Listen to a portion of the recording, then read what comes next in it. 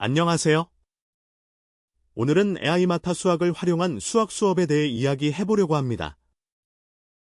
AI 마타 수학은 개념 단위로 세분화하여 학생이 모르는 부분을 진단하고 맞춤형 문제를 배부해주는 아이코스웨어입니다. 그럼 이제 마타 수학을 사용하는 여러 가지 방법에 대해서 하나씩 생각해 봅시다. 마타 수학은 다양한 수준의 문항들이 기본적으로 세팅되어 있습니다. 마타와 연산학습은 기초학력 수준 학생들에게 많은 도움이 되는 문항들로 구성되어 있고, 오른쪽 화면과 같이 직관적으로 해결할 수 있는 문항들이 대다수입니다. 실제로 기초학력 수준의 학생들도 대다수의 문항을 맞추는 것을 확인할 수 있습니다.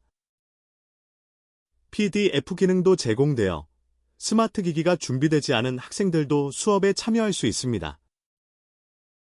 교사는 실시간 연습장 기능을 활용하여 학생들과 같은 화면을 보며 피드백을 할 수 있습니다. 연산학습을 맞춤형 방과 후 수업에 활용하면 좋지 않을까요? 다음은 마타와 개념학습입니다. 개념학습 문제는 오른쪽 문제와 같이 두 가지 정도의 개념을 이해해야 풀 수 있는 문제들로 구성되어 있습니다. 실시간 모니터링 기능을 이용하여 학생들이 공통으로 어려워하는 문항을 보고 결손 개념을 파악합니다. 개념학습은 맞춤형 방과 후 수업 또는 일반 수학교과 수업에서 활용하면 좋지 않을까요? 다음은 마타와 기본 다지기입니다. 기본 다지기는 두세 가지 개념이 결합된 문항들로 개념학습보다 약간 더 심화된 문제들로 구성되어 있습니다. 기본 다지기 문제는 중간 정도의 수준으로 문항이 구성되어 있어 일반적인 교과 수업 시간에 다루는 것을 추천드립니다. 다음은 마타와 실력 다지기입니다. 실력 다지기 문항은 여러 가지 개념이 복합적으로 적용된 문항들이므로 고난이도 문항들도 있습니다. 실력 다지기는 충분히 교과 수업이 진행된 후 활용하거나 심화 방과 후 수업에서 다루는 것을 추천드립니다. 지금까지는 이미 세팅된 문항들로 문제를 배부하고 수업하는 방법에 대해서 생각해 보았습니다. 이제 교사가 직접 문항들을 재구성하여 학습 목표에 맞는 수업을 할 수 있는 방법에 대해서 생각해 보겠습니다. 먼저 마타 수학은 개념, 클리닉 두 가지 유형으로 문항들을 커스터마이징하여 학생들에게 배부할 수 있습니다. 개념 유형은 소단원 또는 중단원 위주의 문항들로 구성되어 있어 형성평가로 활용하면 좋습니다. 클리닉은 중단원 또는 대단원의 커리큘럼을 생성할 수 있습니다.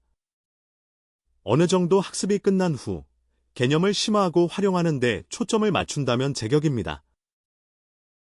커리큘럼 생성 시 난이도를 상, 중, 하로 선택할 수 있어서 학생들의 수준에 맞는 문항 출제가 가능합니다. 커리큘럼 기능은 문항 재구성이 핵심입니다.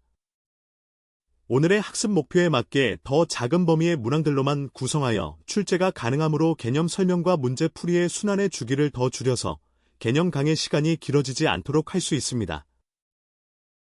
문항 재구성까지 끝나면 수업까지 생성해줍니다. 그럼 이제 실제로 대시보드를 분석하면서 학생들에게 코칭 및 피드백하는 방법을 알아볼까요?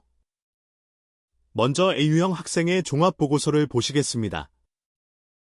A유형 학생은 10문항 중 9문항을 맞추었고 반 평균보다 높은 점수를 획득한 학생입니다. 지난 학습에 비해 성장하였다면 칭찬도 해주고 문항 난이도별로 정답률도 확인합니다. 3번 문항 하나를 틀렸는데 정답률은 47%이고 걸린 시간은 1분 25초입니다. 여기서 주목할 점은 평균 풀이 시간보다 해당 학생의 풀이 시간이 짧은 것을 확인할 수 있으므로 조금 더 풀이의 속도를 낮춰서 고민할 필요가 있음을 피드백해 줄 수도 있겠습니다. 문항을 모두 해결하고 나면 이와 같이 출제한 문항의 기저에 있는 각 개념에 대해 몇 % 정도 도달하였는지를 진단해 주므로 이를 토대로 개별 피드백을 해줄 수 있어 효과적입니다. 이번엔 B유형 학생의 학습보고서를 잠깐 보시면 A유형과 같이 조금 더 천천히 풀 것을 피드백할 수도 있고 특히 긴 시간을 들여서 고민하여 해결한 문항에 대해서는 큰 칭찬을 해줄 필요도 있습니다. 마타 수학은 학생들마다 수학 학습 심리 분석도 이루어지기 때문에 인지적 영역 외에 심리 정서적인 부분에서도 수학 학습을 지원할 수 있습니다. 학생의 성적 변화를 보면서 적절한 피드백도 가능하겠지요. 학습 영역 맵을 보면서 학생 개개인별로 선수학습 및 후속학습에 필요한 부분에 대해서도 지도가 가능해집니다. 이제는 문제풀이를 하면서 설계할 수 있는 개별학습과 협력학습에 대해서 알아보겠습니다. 개별학습은 학생 스스로 문제를 풀면서 질문 게시판을 활용하여 교사에게 질문하거나 친구들에게 질문하면서 궁금증을 해결할 수 있겠습니다. 아니면 직접 앞에 나와서 질문할 수도 있겠습니다. 협력학습은 첫 번째, 자기 자신의 문제를 돌아가면서 공유하여 많은 문항을 해결해 볼 수 있는 장점이 있으며 동료 코칭을 통해 수학적 의사소통 능력의 향상을 기대할 수 있습니다. 두 번째로는 멘토-멘티 1대1 매칭을 통해 멘토는 멘티가 어려워하는 부분에 대해서 같이 고민하고 알려줌으로써 의사소통 역량이 향상되고 멘티는 몰랐던 부분을 알게 되어 학습 목표에 도달할 수 있습니다. 하지만 교사가 놓치지 말아야 할 가장 중요한 가치는 교사가 이끄는 수업의 혁신이어야 한다는 점입니다. AI마타 수학의 하이테크를 활용하되 교사의 수업 재구성을 통해 교사만의 교육 철학이 녹아있는 개성 있는 수업을 통해 학생들에게 하이터치를 해야 할 것입니다. 교사와 학생이 모두 성장할 수 있는 수업, 다 함께 고민한다면 어렵지 않습니다.